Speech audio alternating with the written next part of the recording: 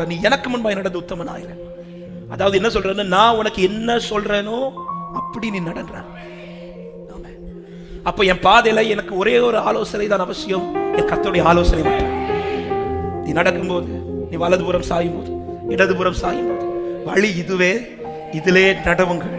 தேவன் தந்த வாக்கு தத்தங்களை, தேவன் தந்த வார்த்தைகளை நான் சுதந்திரிக்க வேண்டுமானால் என் வழி கர்த்தருடைய முன்பாக மாத்திரமே இருக்க வேண்டும். ஆமென் சொல்லுங்க பார்க்கலாம்.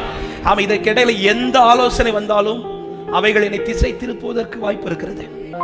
யோசுவாட்ட இப்ப வந்து சொல்றாரு, சுதந்திரிக்க போகிற யோசுவா, கர்த்தர் எல்லாவற்றையும் கையில கொடுக்க போடுகிற யோசுவா, பங்கிட போகிற யோசுவாட்ட வந்து சொல்றாரு, ஆமா, என் கற்பனைக்கு, என் நியாய பிரமாணத்துக்கு முன்பாக அதுல மட்டும் நீ கவனமா இருந்து வலதுபுறம் இடதுபுறம் சாயாம நான் சொல்றபடி நட.